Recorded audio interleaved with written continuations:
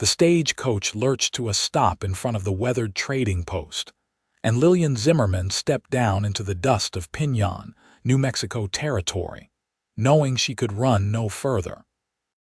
Her hand instinctively moved to the swell of her belly beneath her travel-stained dress, and she felt the familiar burn of shame crawl up her neck as the driver handed down her single battered trunk.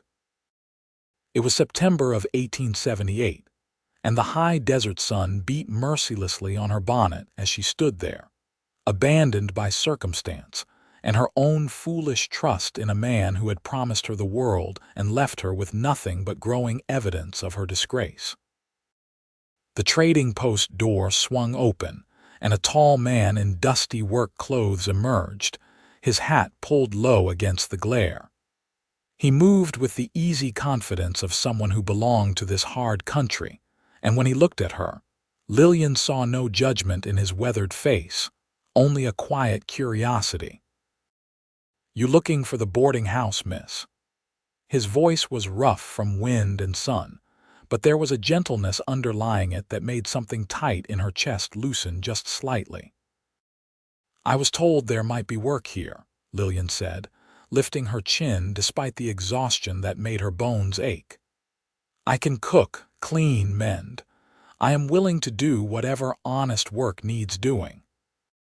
The man's dark eyes flicked briefly to her condition, then back to her face with a respect she had not encountered in the 3 towns she had passed through before reaching Piñon. "Name is Nathan Edwards. I run a small ranch about 2 miles north of here.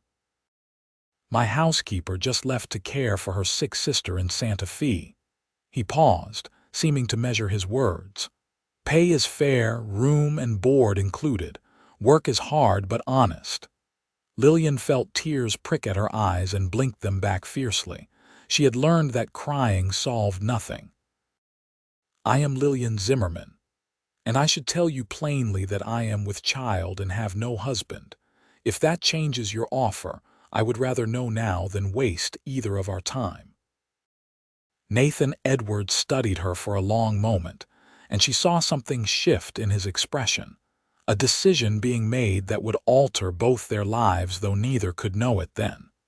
"Makes no difference to me regarding the work needing done. You look about ready to fall over, Miss Zimmerman. Why do not we get you out of this sun, and we can discuss the particulars?" The trading post belonged to a Mexican family named Herrera, and they provided a cool interior and fresh water while Nathan explained the position. His ranch was modest, he told her, running cattle and horses on land his father had claimed after the Mexican War. He needed someone to manage the house, prepare meals, and help with the garden and chickens. The work was steady but not backbreaking, and there was a small room off the kitchen that would be hers. "When is the child due?" he asked, and there was no accusation in the question, only practical consideration. "Late January, I believe," Lillian replied, her hands wrapped around a tin cup of water. "I know it complicates things. I can work until close to my time, and I am strong. I will recover quickly after." Nathan was quiet for a moment, his calloused fingers turning his own cup slowly. "My mother died when I was 12. My father raised me and my sister alone until she married and moved to California. He passed 2 years back. I know something about how hard it is to manage on your own." He met her eyes directly. "You will have a place at my ranch for as long as you need it, Miss Zimmerman. The child, too." The relief that flooded through Lillian was so intense she had to set down her cup for fear of dropping it. "Thank you," she whispered. "You cannot know what this means. Call me Nathan. No point standing on formality when we will be living under the same roof." He stood, settling his hat back on his head. "I need to pick up some supplies, then we will head out. Ranch house is simple but solid. You will have privacy, I give you my word on that." True to his description, the Edwards ranch was modest but well-maintained. The house was adobe with a wooden porch, sitting in a small valley with cottonwoods marking the path of a creek. Corrals held a dozen horses, and cattle dotted the grassland stretching toward the mountains. It was beautiful in a stark way, and Lillian felt something in her chest ease as they approached. Nathan showed her the house with an almost apologetic air, as though seeing its rough simplicity through her eyes. The main room served as kitchen and living area, with a fireplace taking up most of one wall.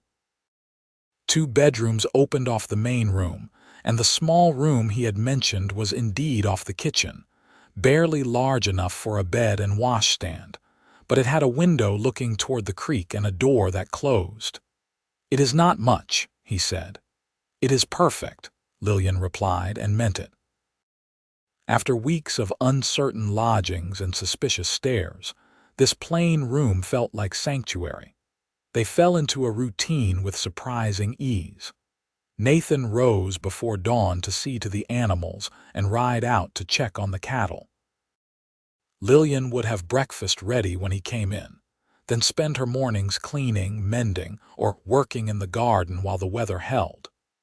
Afternoons, she would prepare the evening meal and do whatever other tasks needed attention.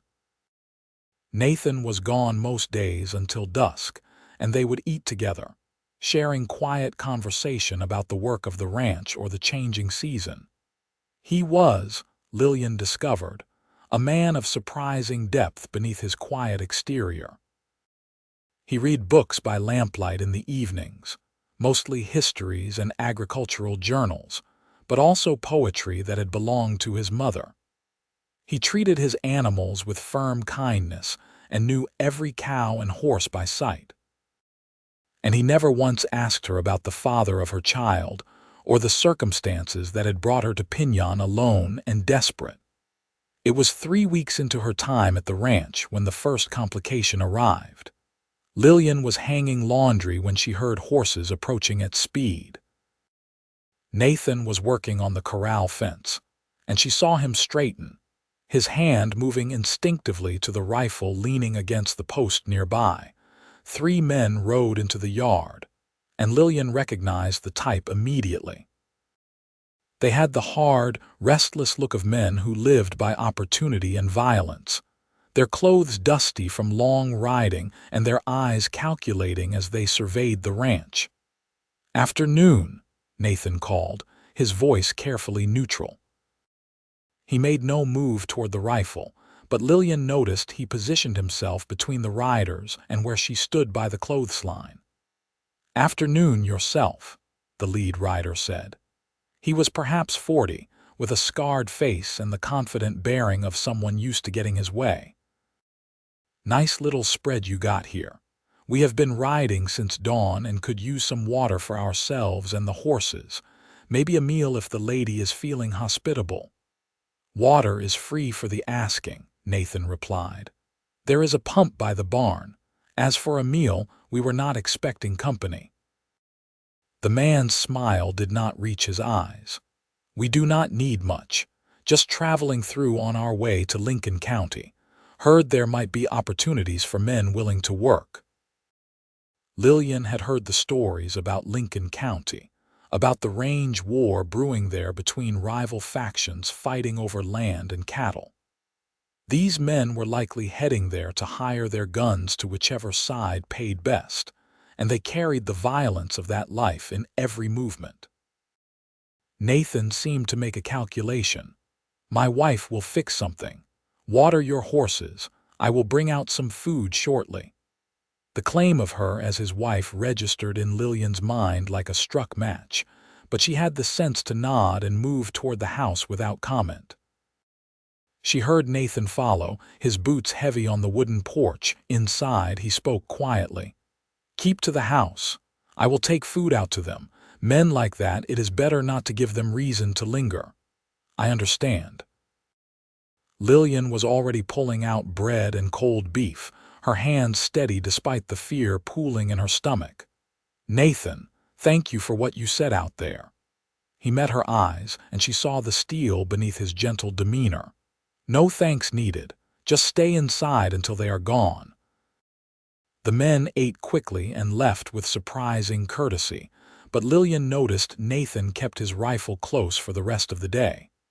That night at supper, he finally spoke about what had happened. "This country can be hard on women alone," he said, pushing beans around his plate. "I should have thought before, should have realized that having you here without the protection of marriage puts you in a difficult position." "You have been nothing but respectful," Lillian said quickly. "That is not what I mean." Nathan set down his fork, his expression serious. "Word gets around in a territory like this. People will have noticed you arrived alone, will have seen your condition. Most folks around here are decent, but there are always some who will see a woman without protection as vulnerable. Those men today, they tested me to see if I would defend you. Next time they might test harder." Lillian felt cold despite the warmth of the evening. "What are you suggesting?" "I am suggesting that if people believe you are my wife, believe that child you carry is mine, you will be safer. You will both be safer." He looked down at his hands, and Lillian realized with surprise that he was nervous. "It would not have to be real if you did not want it to be, just a story we tell. But we could make it real too if you were willing. A legal marriage properly done. I would claim the child as mine, give it my name. You would have the protection of being a married woman, and I would have help running this place and, well, company. It is lonely out here sometimes." Lillian's heart was pounding. "Nathan, you barely know me. I come to you carrying another man's child, with nothing but shame and a single trunk of belongings. Why would you tie yourself to that? Because I see how hard you work, how you have made this house feel like a home for the first time since my mother died. Because you deserve better than what you have been given, and so does that child." He finally looked up at her, and the earnest honesty in his face made her breath catch. "I am not offering romance, Lillian. I am offering partnership. A real marriage in time, maybe, if we suit each other. But first and foremost, I am offering protection and a name for your child." She should have felt hesitant, should have needed time to consider. Instead, Lillian felt a certainty settle into her bones. "When?" she asked. "The circuit preacher comes through Piñon twice a month. He will be here this Sunday." Nathan's shoulders relaxed slightly. "If you are sure, I am sure." And she was. Whatever foolish dreams of romance had led her astray before, this was different. This was honest and real, a foundation that could be built upon. They rode into Piñon on Sunday morning in Nathan's wagon, and if the townspeople were surprised by the sudden marriage, they kept it to themselves. The preacher was a weathered man named Reverend Colton, who had been riding the circuit for 20 years and had learned not to ask too many questions. He married them in the trading post with the Herrera family as witnesses, and if he noticed Lillian's condition, he was kind enough not to comment. "Do you, Nathan Edwards, take this woman to be your lawfully wedded wife?" Reverend Colton's voice was solemn. "I do."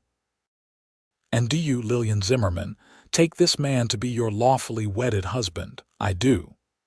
Her voice was steady, her hand warm in Nathan's calloused palm. "Then, by the authority vested in me by the territory of New Mexico, I pronounce you man and wife. Nathan, you may kiss your bride." The kiss was brief and chaste, but Lillian felt the promise in it nonetheless. They were bound now, for better or worse. The ride back to the ranch was quiet, both of them processing the enormity of what they had done. But when Nathan helped her down from the wagon, his hands careful on her waist, he smiled at her. "Welcome home, Mrs. Edwards." The name settled over her like a warm blanket. "Thank you, husband." That night, Nathan moved his things to the smaller bedroom without discussion, giving Lillian the larger room that had been his. "You will need more space," he said simply, "when the baby comes." Life continued much as it had before, but there was a subtle shift in their interactions. They were building something together now, consciously creating a partnership. Nathan began asking her opinion on ranch matters, and Lillian found herself invested in the success of the operation in a way she had not anticipated. When a late autumn storm threatened, they worked side by side to secure the animals and reinforce the barn, and Lillian felt a fierce satisfaction in their shared competence. As her pregnancy advanced, Nathan quietly adjusted the work expectations, taking on more of the physical labor without making her feel diminished. He brought in wood without being asked, carried water for the garden, and helped with the heavier cooking tasks. In return, Lillian made sure the house was warm and welcoming, that there were books by his chair and his clothes were mended and clean. They were, in their own way, courting each other, building trust and affection through 1,000 small kindnesses. It was a cold November evening when things shifted between them. Lillian had made a special dinner, having traded eggs at the trading post for cinnamon and dried fruit to make a sweet bread. Nathan came in from the cold, stamping snow from his boots, and stopped short at the sight of the table. "What is the occasion?" he asked. "No occasion. I just wanted to do something nice." Lillian felt suddenly shy. "You have given me so much, Nathan. A home, your name, safety. I wanted to give something back." He crossed to where she stood by the stove and gently turned her to face him. "Lillian, you give me something every day. Coming home to a warm house, to someone who cares if I am cold or hungry or hurt. Do you know how long it has been since I had that?" His hand came up to cup her face, his thumb brushing her cheek. "You do not owe me anything. But I am grateful for you more than I can say." She leaned into his touch, her eyes closing. "I am grateful too. I did not expect when I stepped off that stage that I would find you, Lillian." His voice was rough. "Can I kiss you? A real kiss, not like the preacher required." She opened her eyes and saw the question there, the care he was taking with her heart. "Yes," she whispered. This kiss was nothing like their brief wedding kiss. It was slow and deep, a promise and a question all at once. Lillian felt heat bloom through her body, felt the child kick between them as though in approval. When they finally pulled apart, both were breathing hard. "I am falling in love with you," Nathan said, the words simple and true. "I did not plan for it, but I cannot seem to help it." "I love you too." The realization flooded through Lillian with absolute clarity. "I think I have been falling for weeks but was afraid to name it." They stood there in the kitchen, holding each other as the snow fell outside and the fire crackled on the hearth, and Lillian felt truly home for the first time in her life.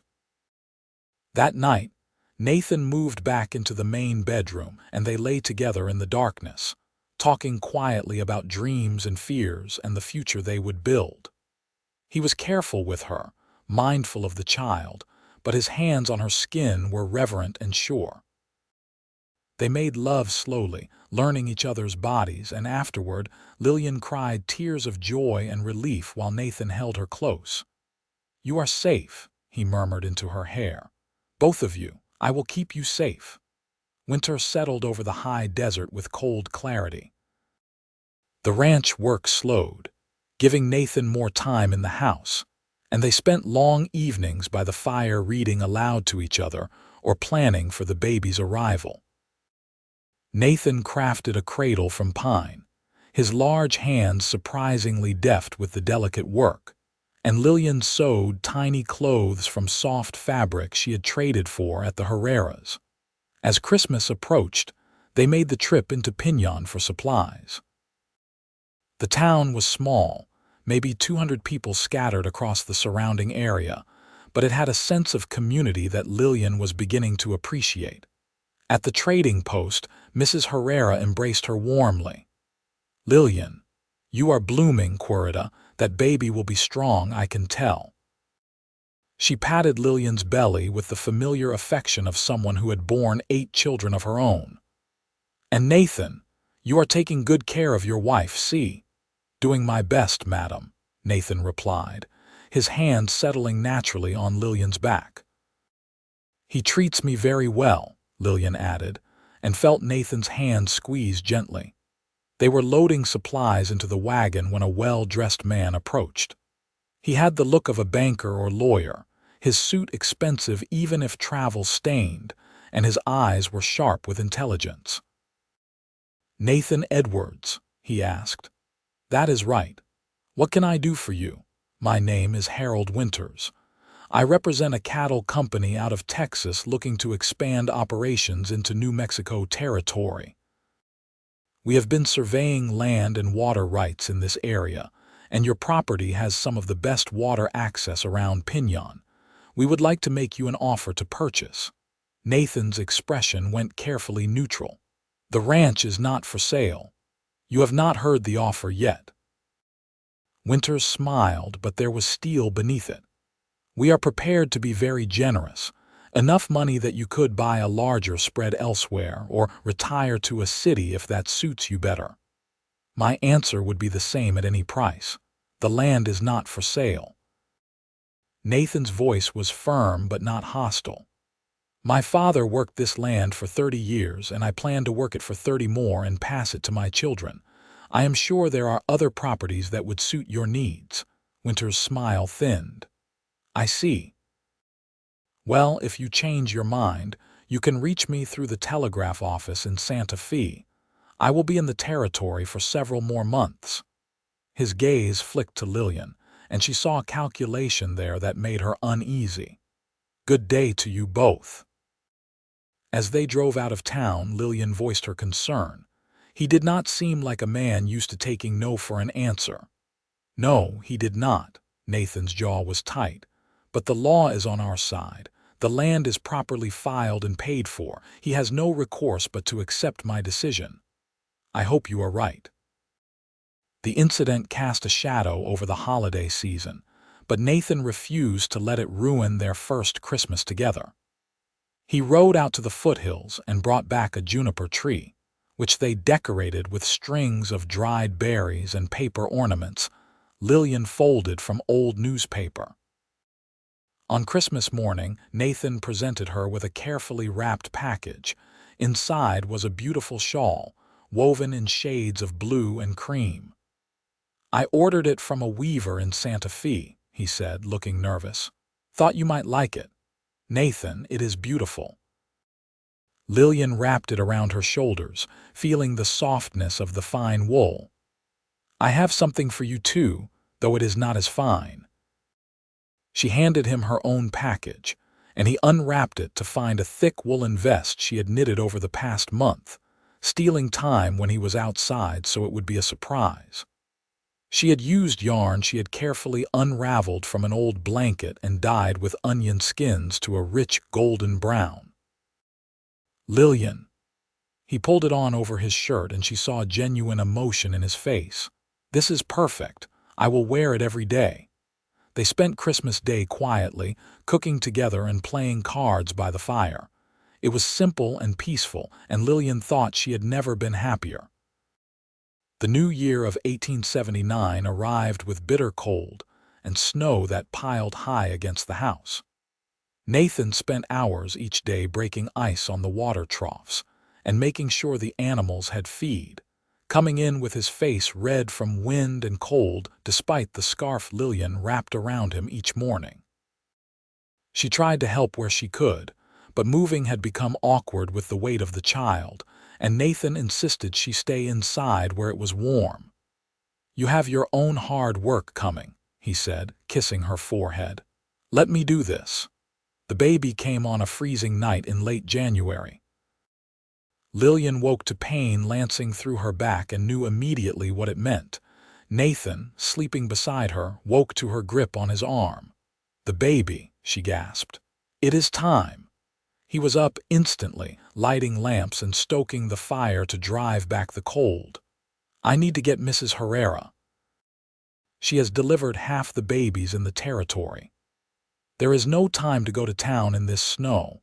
Lillian tried to breathe through another contraction. "You will have to help me." She saw fear flash across his face, but he nodded. "Tell me what to do."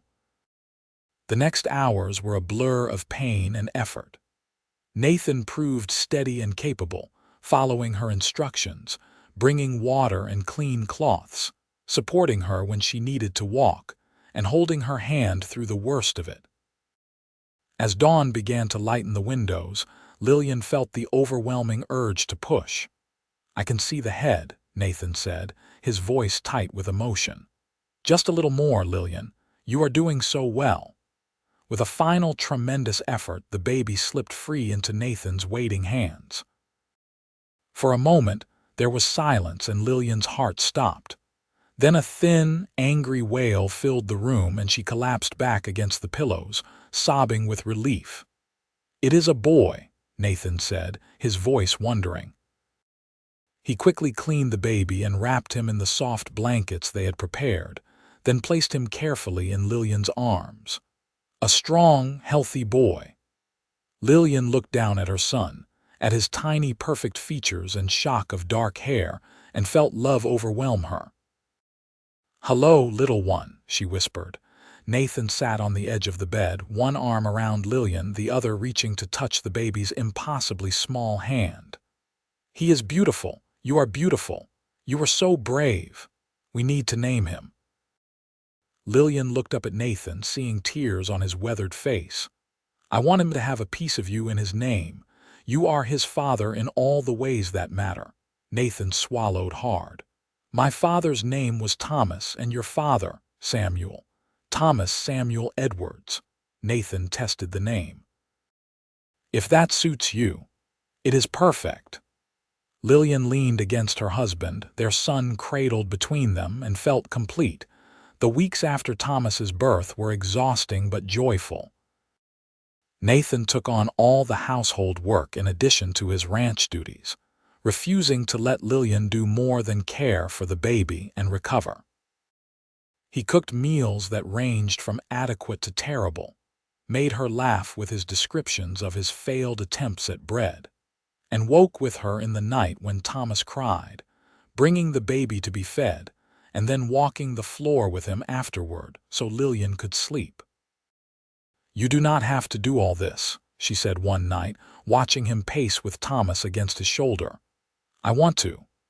Nathan looked down at the baby, his expression tender. "He is my son, Lillian, maybe not by blood, but in every other way I love him." As the weather warmed and Lillian's strength returned, they fell into new rhythms. Thomas proved to be a good baby, crying only when hungry or wet, sleeping peacefully in his cradle while Lillian worked. Nathan would come in from the range for the midday meal and scoop the baby up, talking to him about the cattle and horses as though Thomas could understand every word. "He is going to think his first words should be about bovine breeding practices," Lillian teased one afternoon, watching her husband make elaborate faces to coax a smile from their 3-month-old son. "Nothing wrong with a solid agricultural education starting early," Nathan replied, grinning. He looked at her, and she saw the heat that had become familiar between them. "I missed you today. I was right here. You know what I mean." He settled Thomas back in his cradle and crossed to where Lillian stood by the stove. His arms came around her waist, and she leaned back against him with a contented sigh. "How are you feeling?" She understood what he was asking. It had been nearly 3 months since Thomas's birth, and while they had shared bed and affection, they had not made love since before the baby came.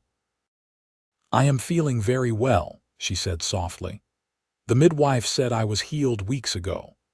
That night, after Thomas was settled and sleeping, they rediscovered each other with tenderness and passion. Afterward, Nathan held her close, his hand tracing idle patterns on her back. "I cannot imagine my life without you now," he murmured. "You and Thomas, you are everything to me. You are everything to us too." Lillian kissed his chest, right over his heart. "I was so lost when I arrived here, Nathan. You saved me. We saved each other." He tipped her face up to his. "I was just going through the motions before you came. Now I have a reason to build something that will last." Spring brought new challenges. The cattle had to be moved to higher pastures, which meant long days when Nathan was gone from before dawn until after dark. Lillian managed the house and garden with Thomas strapped to her back in a carrier fashioned from a blanket and leather straps, the way Mrs. Herrera had shown her. She found she loved the physical work, the satisfaction of seeing plants grow, and knowing they would feed her family through another winter. It was during one of Nathan's long days that Harold Winters returned. Lillian was in the garden when she heard horses approach. Straightening with Thomas against her back, she shaded her eyes and saw Winters riding up with two other men. Her stomach tightened with unease, but she forced her voice to remain calm. "Mr. Winters, I am afraid my husband is out with the cattle." "Actually, Mrs. Edwards, it is you I came to see." Winters dismounted, his companions staying on their horses in a way that felt deliberately intimidating. "I wanted to discuss my offer with you directly, woman to woman, so to speak." "I have nothing to discuss. My husband gave you his answer." "Your husband is being short-sighted." Winters stepped closer, and Lillian resisted the urge to back away. "This country is changing, Mrs. Edwards. The small rancher cannot compete with operations like the one I represent. It is only a matter of time before men like your husband are squeezed out. I am offering him a chance to leave with money in his pocket and his pride intact. You are on our property without invitation, Mr. Winters. I am going to have to ask you to leave. You arrived in this territory alone and pregnant, did you not?" Winters' voice took on an ugly edge. "I did some asking around. People remember. They also know Nathan Edwards was a bachelor until very suddenly he was not. Makes a person wonder about the arrangement you have, about whether you have any real claim to this land at all." Lillian felt cold fury wash through her, burning away her fear. "I am Nathan Edwards' legal wife, and Thomas is his legal son. Our marriage is recorded in the territorial records. Whatever you are implying, you have no ground to stand on. Legal and real are not always the same thing." Winters smiled unpleasantly. "All I am saying is that life can be very hard for a woman with questions about her character, for a child with questions about his parentage. The right word in the right ear, and you could find yourself very unwelcome in a place like Piñon. You are threatening my family." Lillian's voice was shaking now, but with anger, not fear. "Get off our land, now. I am simply pointing out realities. The offer stands for another week. After that, well, I cannot be responsible for what happens to people who are too stubborn to see sense." He mounted his horse with leisurely confidence and rode away with his companions. Lillian stood in the garden, trembling, until Thomas began to fuss against her back. Only then did she realize she was crying. When Nathan came home that evening, she told him everything. She watched his face go hard with rage, but when he spoke, his voice was controlled. "He is trying to frighten you into convincing me to sell. Men like that use fear because they have nothing else."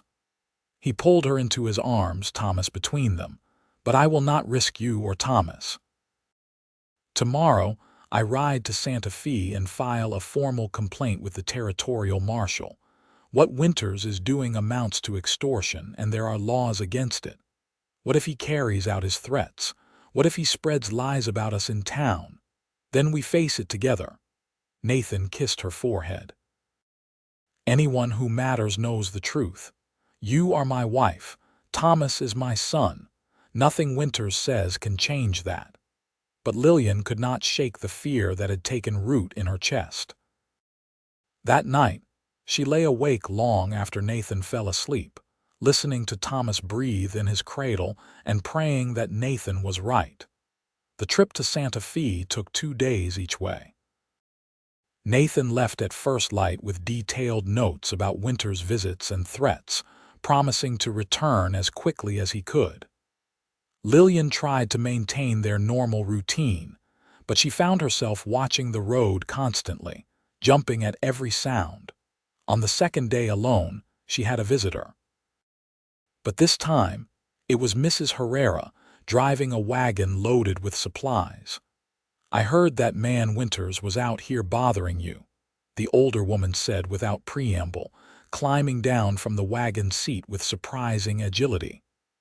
"My husband said I should come stay with you until Nathan returns." No woman should be alone when there are bad men making threats. Lillian felt tears of gratitude well up. "You heard, Querida. Everyone in Piñon has heard. That man has been asking questions about you and Nathan all over town. But you know what? Nobody told him anything useful. Because people here, we take care of our own." She pulled Lillian into a fierce hug. "You are one of us now, and we do not let outsiders threaten our people." Mrs. Herrera moved into the house with the authority of a general taking command. She cooked, helped with Thomas, and maintained a constant stream of conversation that kept Lillian from dwelling on her fears. More than that, her presence made Lillian feel protected and accepted in a way she had not realized she needed. On the afternoon of the fourth day, Nathan returned. He was not alone. Riding with him was a man wearing a marshal's badge and carrying himself with quiet authority. "This is Marshal Crawford," Nathan said, helping Lillian down from the porch where she had run to meet him. "He wants to hear your account of Winter's visit." Lillian told the marshal everything, including the veiled threats about her reputation and Thomas's parentage. Crawford listened intently, making notes in a small book. "Mr. Winters has been operating in a legal gray area," the marshal said when she finished. "But what he said to you crosses the line into criminal threat. I will be having a conversation with him, and I suspect he will find it prudent to conduct his business elsewhere in the territory." "What if he does not?" Lillian asked. "Then he will find himself arrested and facing territorial charges." Crawford's expression was grim. "I have seen his type before, Mrs. Edwards. They rely on intimidation because they know they cannot win through legitimate means. Once someone stands up to them, they usually fold." True to Crawford's prediction, Harold Winters left New Mexico Territory within the week. Word came through the trading post that he had taken the stage to Texas, his cattle company having decided to pursue opportunities elsewhere. The threat was over as suddenly as it had appeared. But the incident left its mark on Lillian. She found herself more protective of Thomas, more conscious of how quickly their peaceful life could be disrupted. Nathan sensed her unease and made a point of spending more time close to the house, bringing her with him when he checked the near pastures, Thomas riding in a sling against her chest. "You are safe," he would remind her. "We are building something here that nobody can take away." Summer arrived in full force, turning the high desert golden and hot. Thomas grew rapidly, his legs kicking strong, his eyes tracking everything with bright intelligence. Nathan doted on him, carving toys and singing the rough songs he remembered from his own childhood. Watching them together, Lillian felt her heart overflow with love. They made the trip to Piñon for the 4th of July celebration, the whole town turning out for games and dancing and a shared meal. Lillian had been nervous about facing the community after Winter's attempts to spread rumors, but her fears proved groundless. People greeted her warmly, the women clustering around to admire Thomas and share advice, the men clapping Nathan on the shoulder and congratulating him on his fine family. "You see," Nathan said as they danced together that evening, Thomas sleeping in a basket at the edge of the dance floor under Mrs. Herrera's watchful eye. "You belong here. We belong here." As summer faded into autumn, Nathan began talking about expanding the ranch. "If we are going to make this place support a family long-term, we need to think bigger," he said one evening, ledgers spread across the kitchen table. "I want to increase the herd, maybe add some sheep. The market for wool is strong and sheep do well on this land. How much would it cost?" Lillian leaned over his shoulder studying the numbers. More than we have saved. I would need to take a loan from the bank in Santa Fe. He looked up at her, his expression serious. It is a risk, Lillian. If the market turns bad or we have a hard winter, we could lose everything. But if it works, we could build something real, something to pass on to Thomas and whatever other children we might have. The mention of other children made Lillian's heart skip. They had not spoken directly about it, but she knew Nathan hoped for more children. She did too. I trust your judgment, she said. If you think we can do it, then I say we try.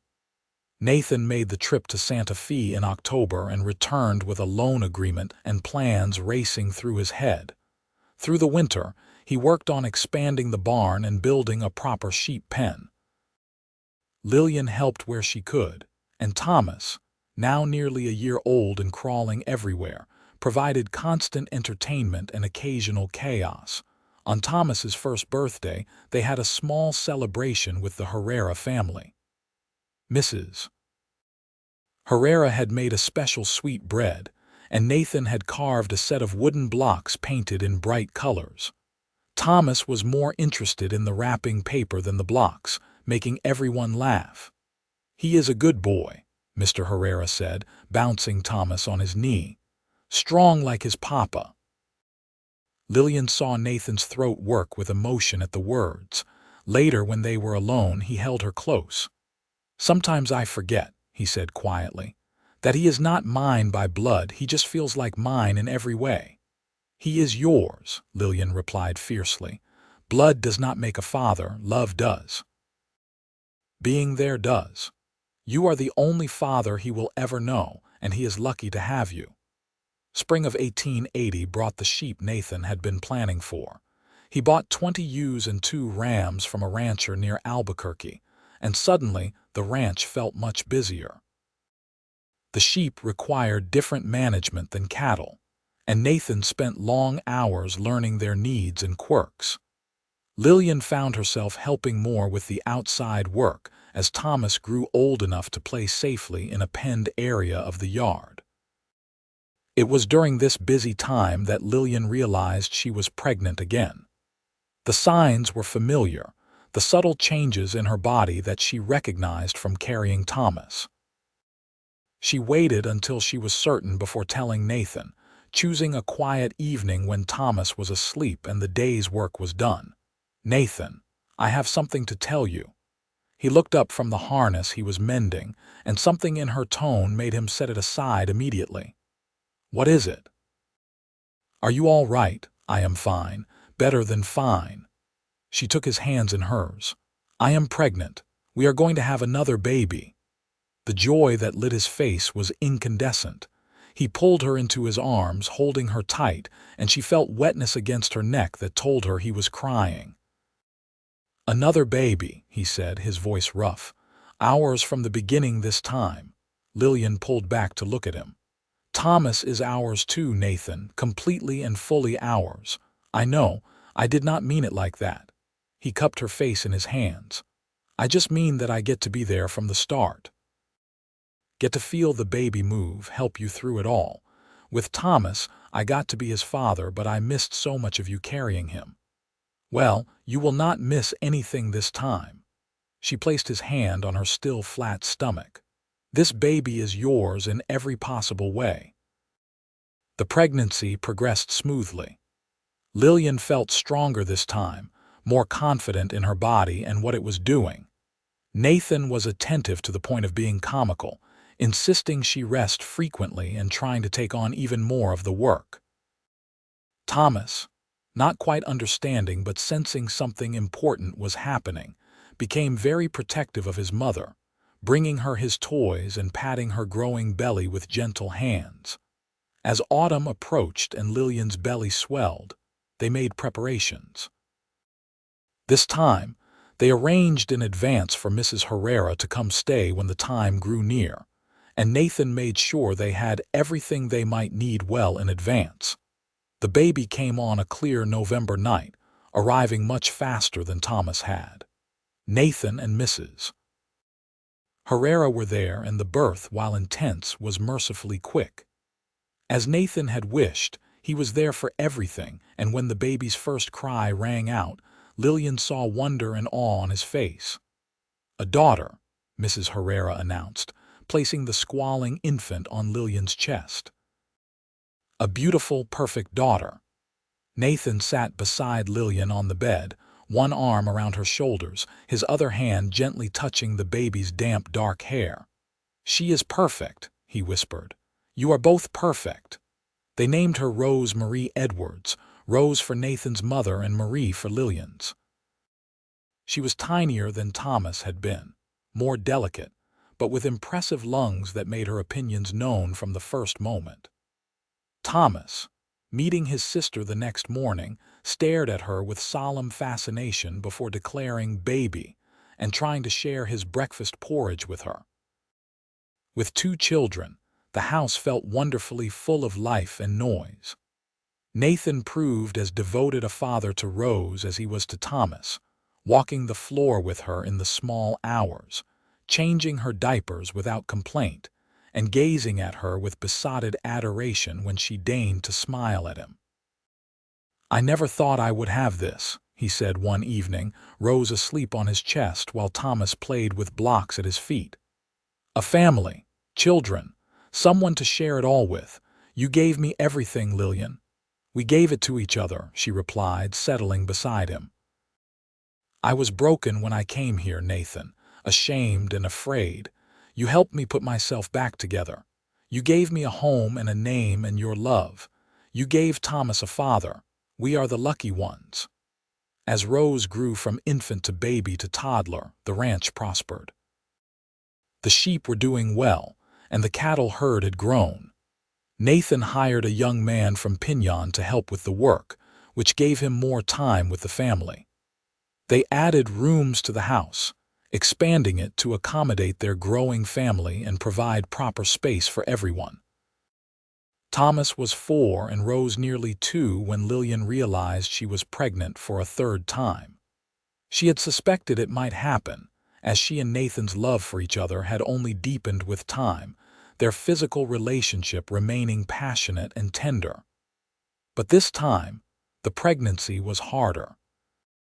She was more tired, more prone to feeling ill, and there was a heaviness to it that worried her. Nathan noticed immediately and insisted she do less, taking on more household work himself and having his hired hand's wife come in twice a week to help. "You rest," he commanded. "You are carrying precious cargo." "I carried the others fine," Lillian protested. "And this time will be fine too, but there is no harm in being careful." He kissed her forehead. "Let me take care of you." The baby was born in early summer of 1882, and the birth was long and difficult. Lillian labored for nearly 20 hours, and there were moments when she saw real fear in Nathan's eyes. But finally, another son entered the world. "James," Lillian said immediately, the name coming to her as she held the baby. "James Nathan Edwards." Nathan's eyes filled with tears. "You are giving him my name. You are the best man I know. Of course I am giving him your name." James was a fussy baby, prone to colic and restless sleeping, but he was also quick to smile and laugh once he settled. Thomas took his role as big brother seriously, helping to fetch diapers and toys, and Rose was fascinated by the new baby, wanting to touch him constantly with her chubby hands.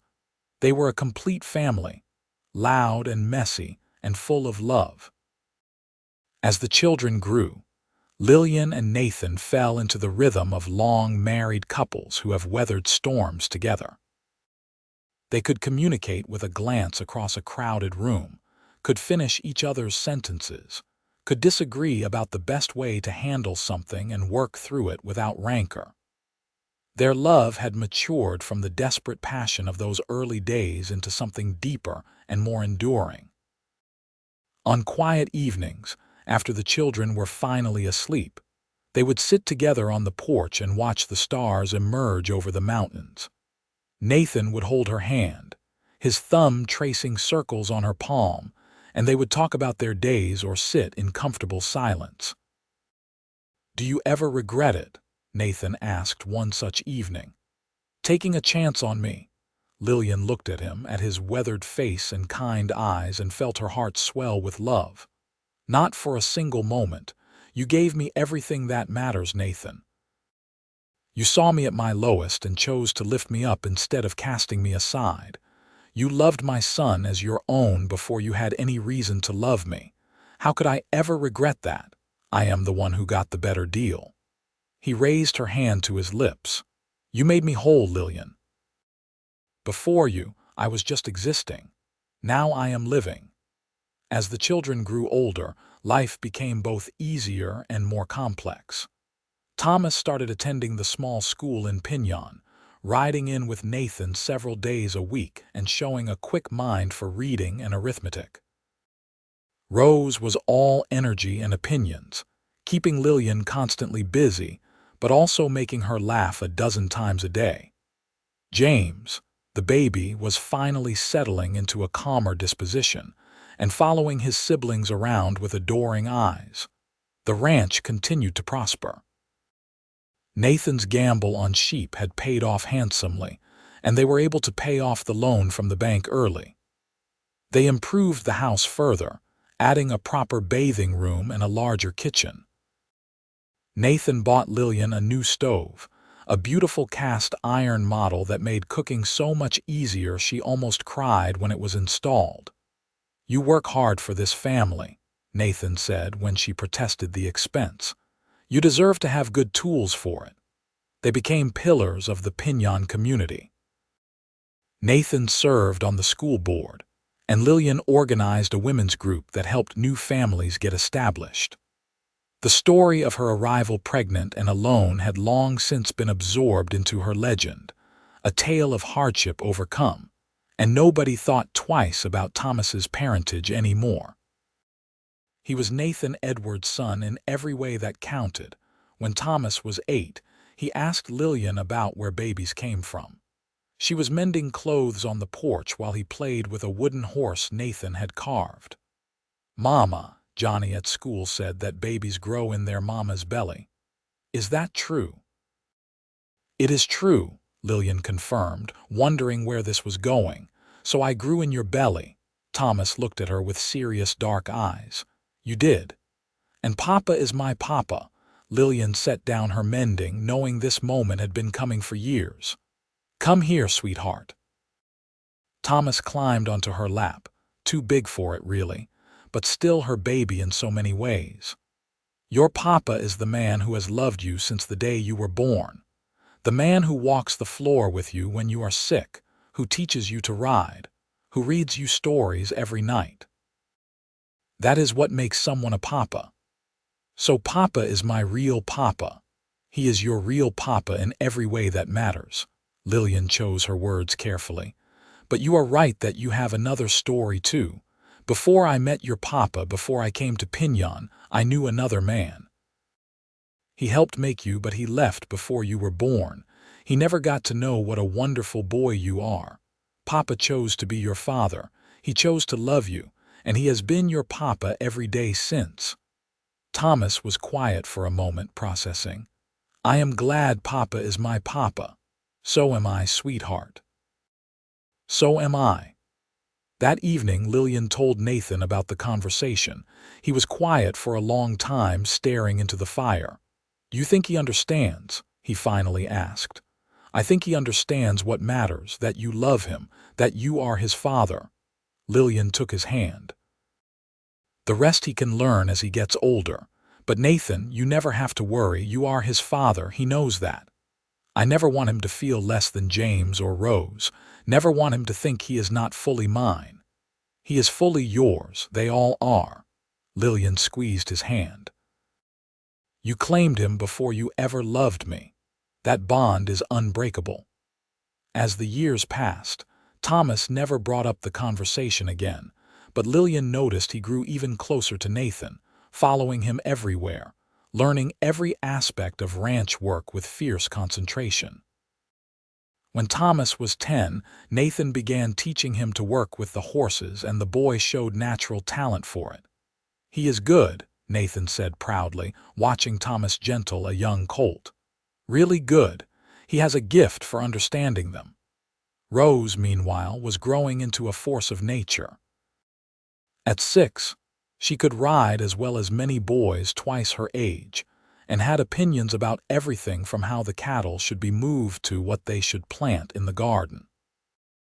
She challenged Nathan constantly, and Lillian often hid smiles as her husband tried to explain to their strong-willed daughter why she could not do dangerous things. "She is going to be trouble," Nathan said one evening after Rose had argued passionately about being allowed to help with branding. "She is going to be extraordinary," Lillian corrected. "Just like her father. James, at 4, was the quiet one, content to play alone or follow his mother around the house. He loved books and drawing and showed little interest in ranch work." Nathan worried about it sometimes, wondering if something was wrong, but Lillian reassured him. "Not everyone has to love ranching, Nathan. Let him find his own path. He is only 4.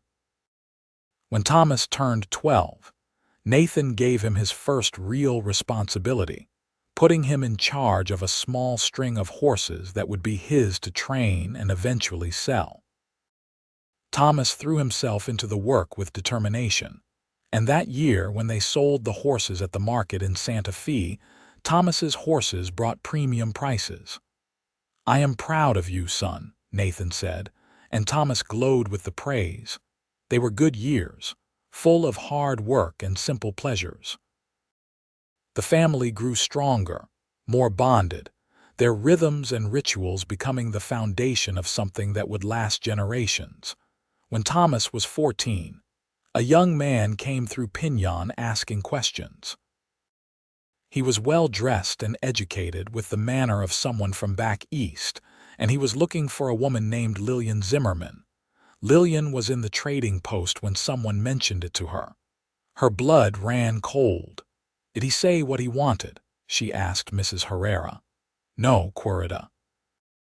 Just that he was looking for a woman by that name who might have come through several years ago. He said it was a family matter." Mrs. Herrera looked worried. "Should I tell him I do not know anything?" Lillian thought quickly. She had not been Lillian Zimmerman for over 6 years now. That woman no longer existed, but she was also curious about what this could possibly be about. "Tell him to come to the ranch tomorrow afternoon. I will speak with him." That evening, she told Nathan about the visitor. He immediately went tense, protective instincts rising. "You do not have to see him. We can send word that you are not interested in whatever he wants." "I know, but I am curious. And Nathan, I am not that frightened girl anymore. I am your wife, the mother of your children. I have nothing to be ashamed of." The young man arrived the next afternoon in a hired buggy. He introduced himself as Martin Clayton, a lawyer from Philadelphia. Lillian invited him into the house, Nathan standing protectively nearby, and offered him coffee. "Mrs. Edwards, thank you for seeing me. This is somewhat delicate, but I have been hired to locate a woman named Lillian Zimmerman. Would that be you? It was my name before I married. What is this about?" Clayton pulled papers from his case. "I represent the estate of Charles Peterson. He passed away 6 months ago in Philadelphia. In his will, he left provisions for a woman named Lillian Zimmerman and any child she might have had. He wanted to make amends for, and I quote, a great wrong he did her." Lillian felt the room spin slightly. Charles Peterson. She had not heard that name in over 6 years. He had been the man who promised her marriage and left her pregnant and alone. He is dead. Her voice sounded distant to her own ears. "Yes, madam. Consumption. He lingered for several months before the end." Clayton cleared his throat. "He left a letter for you and a substantial sum of money. $20,000 to be divided between you and the child." Nathan made a sound and Lillian reached for his hand. $20,000 was a fortune, more money than they would see in a lifetime of ranching. "Why?" Lillian asked. "Why now after all this time?"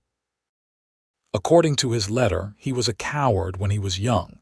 He panicked when you told him about the baby and ran. He married someone else, had a good life, but the guilt haunted him. When he learned he was dying, he hired investigators to find you to try to make amends.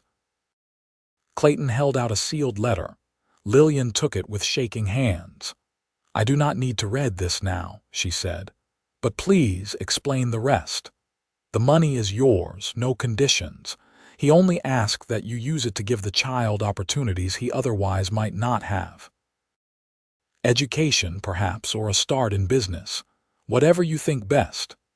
After Clayton left, promising to return in a few days to finalize the paperwork, Lillian sat at the kitchen table staring at the unopened letter. Nathan sat beside her, one hand on her back. "You want to read it?" he asked gently. "I do not know." Lillian looked at him. "None of it matters, you know. He is dead, and his money cannot undo what happened. Cannot change the fact that I was alone and terrified, that if I had not found you, I do not know what would have happened to me. But the money could help the children, could give Thomas opportunities." Nathan's voice was carefully neutral. $20,000, Lillian. That is enough to send all 3 children to university back east if they want, enough to expand the ranch or buy more land. It feels wrong somehow. Like taking it means forgiving him. It does not mean anything except that you are giving your children the best chances you can. Nathan turned her to face him. "Thomas is our son. He deserves every opportunity we can give him. This money, it is his by right. His father owed him that much, at least." Lillian thought about it through the night, the letter remaining unopened on her dresser. Finally, as dawn broke, she opened it. The letter was short and heartfelt. Charles Peterson wrote about his cowardice, his regret, and his hope that Lillian had found happiness despite his abandonment. He wrote about his own children and how loving them had made him realize what he had given up. He asked for forgiveness but did not expect it, only hoped that his money could provide for the child he would never know. When Lillian finished reading, she was crying. Not for what might have been, but for the wasted years, the unnecessary suffering. If Charles had been braver, had stayed, her life would have been completely different. But it also would not have included Nathan, would not have led her to this ranch and this life. "I am going to take the money," she told Nathan as they lay in bed. "But not for me, for the children. For their futures. That is the right choice." Nathan kissed her temple. "And Lillian, we need to tell Thomas. He is old enough to know the full truth now." They told Thomas that evening after the younger children were asleep. He listened quietly as Lillian explained about Charles Peterson, about the letter and the money. When she finished, Thomas was silent for a long time. "So my real father is dead," he finally said. "No," Nathan said firmly. "Your real father is sitting right here. But yes, the man whose blood you carry is dead. He wanted you to have opportunities, Thomas. Your mother and I think you should have them." Thomas looked between them, his young face serious. "Will I have to leave? Go away to school?" "Only if you want to," Lillian said quickly. "We would never force you, but you have options now. If you want to learn more about horse breeding, you could study at a ranch in California. If you want a different life entirely, you could go to university. The choice is yours." "I want to stay here," Thomas said immediately. "This is home. You are my parents. This ranch is where I belong." Then he paused, thinking. "But maybe when I am older I could learn more about horses somewhere else, and then come back." "Of course," Nathan said, his relief evident. "This will always be your home, son, always." The money was divided into trusts for the 3 children, with a portion used to make immediate improvements to the ranch. They drilled a better well, built a new barn, and purchased more breeding stock. The ranch's prosperity increased, and Nathan was able to hire more help, which gave him more time with the family. Rose, when she learned about the money, immediately announced she wanted to use hers to buy land next to the ranch and start her own horse operation. She was 8 years old. "She is not lacking for ambition," Nathan said, laughing. "She is your daughter," Lillian replied. "What did you expect?" James, when his turn came to learn about the money, said he wanted books. Lots and lots of books. They ordered him a whole set of encyclopedias and built shelves in his room to hold his growing collection. Life continued its steady rhythm. The children grew, the ranch prospered, and Lillian and Nathan's love deepened with each passing year. They had built something real and lasting, a family forged not just from blood but from choice and commitment and daily acts of love. When Thomas turned 18, he announced his intention to spend 2 years working on a famous horse ranch in California to learn advanced breeding techniques. It was hard for Lillian to let him go, but she was proud of his ambition and confidence. "You raised him well," Nathan said the night before Thomas left. "He is a fine young man." "We raised him well," Lillian corrected. "You are his father, Nathan. You made him who he is." Thomas's letters home were full of excitement about what he was learning. He wrote about bloodlines and training techniques, about the famous horses he was working with. But he also wrote about missing home, about wanting to bring what he learned back to the Edwards Ranch. Rose, at 12, was already working with Nathan as a full partner in the ranch operations. She had an instinct for cattle and horses that rivaled her father's, and a business sense that impressed everyone. James, meanwhile, at 10, was showing interest in becoming a teacher, wanting to share his love of books and learning with others. "How did we get such remarkable children?" Nathan asked one evening, watching Rose explain her ideas for improving the cattle bloodline. "We loved them," Lillian said simply, "and we let them become who they were meant to be." When Thomas returned after his 2 years away, he was 20 and full of ideas. He and Nathan worked together to implement new breeding programs, and within a few years, Edwards Ranch horses were known throughout the territory for their quality. Thomas proved to have inherited Nathan's steady temperament and Lillian's fierce determination, a combination that served him well. At 22, Thomas married a young woman named Sarah Miller, the daughter of a rancher from the next valley over. The wedding was held at the Edwards Ranch, with half of Piñon in attendance. As Lillian watched her eldest son dance with his bride, she felt Nathan's arm come around her waist. "Our son is married," he said wonderingly. "He grew up," Lillian replied, "but he will always be our boy." Within a year, Thomas and Sarah presented them with their first grandchild, a boy they named Nathan Charles. The middle name was for Thomas's biological father, a way of honoring the man who had at least tried to make amends. But the first name was for the only grandfather the boy would know. "Nathan Charles Edwards," Nathan said, holding his tiny namesake with tears streaming down his face. "That is a good, strong name." Rose, at 17, showed no interest in marriage, declaring she had a ranch to build first. She used her trust money to purchase 100 acres adjoining the family ranch and began her own operation, breeding horses with single-minded determination. She was brilliant and difficult and wonderful, and both Lillian and Nathan worried about her and were incredibly proud in equal measure. James, at 15, had gotten a job helping the teacher in Piñon, and was making plans to attend normal school to get his teaching certificate. He was gentle and scholarly, completely different from his siblings but no less loved.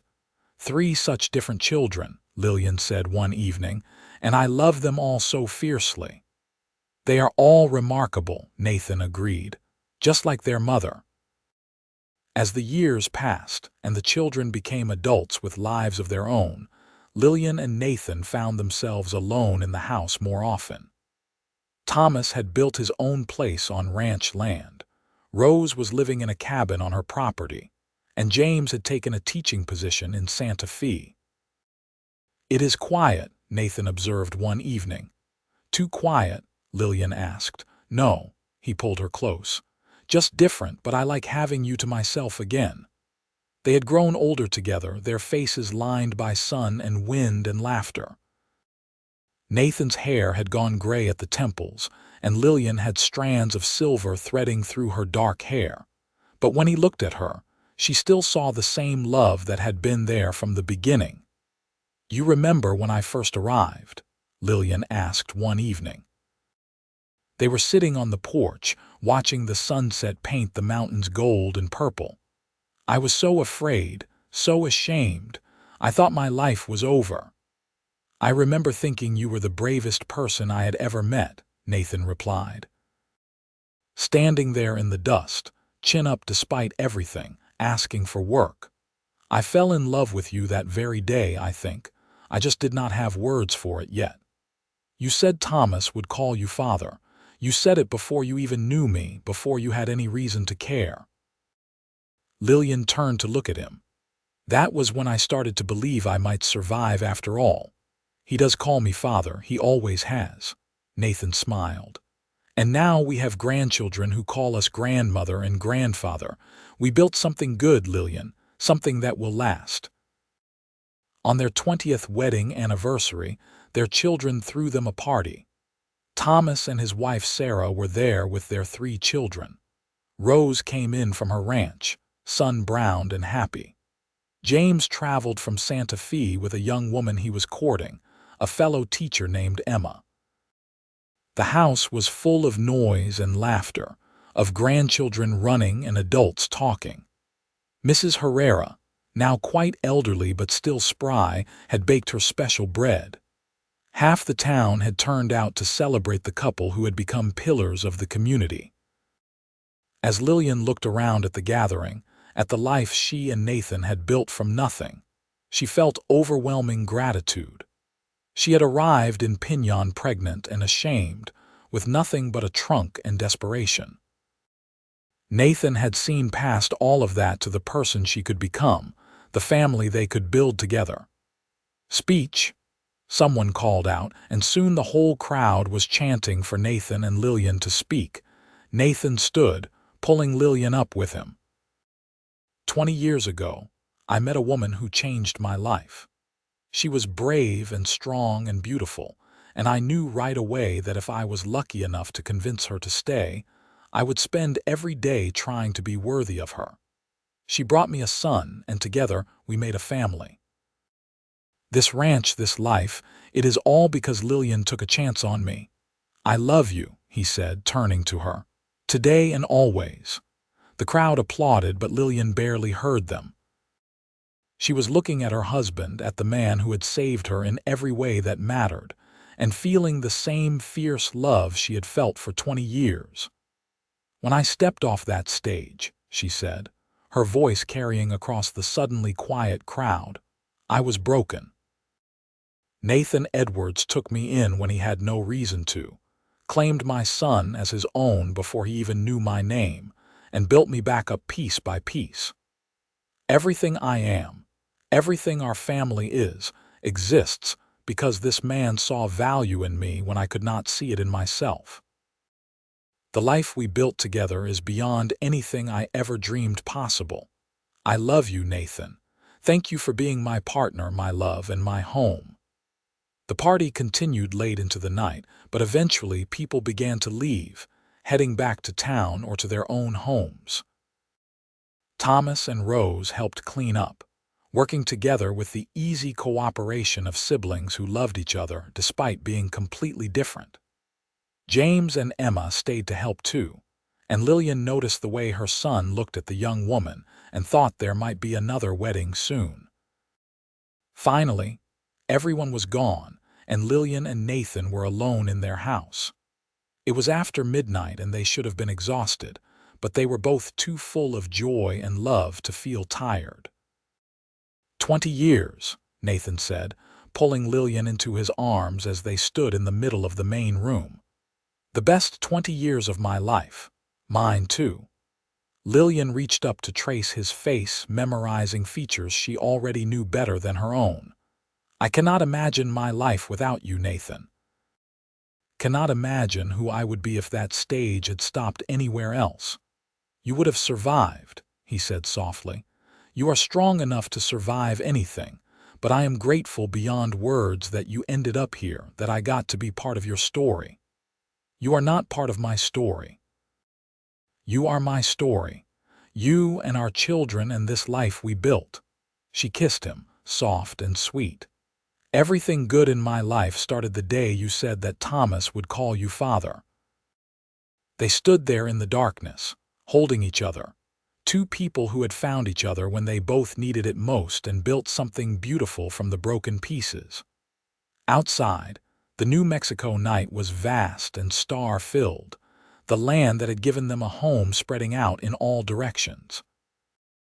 The ranch would go on, passing to Thomas and his children, and someday to their children.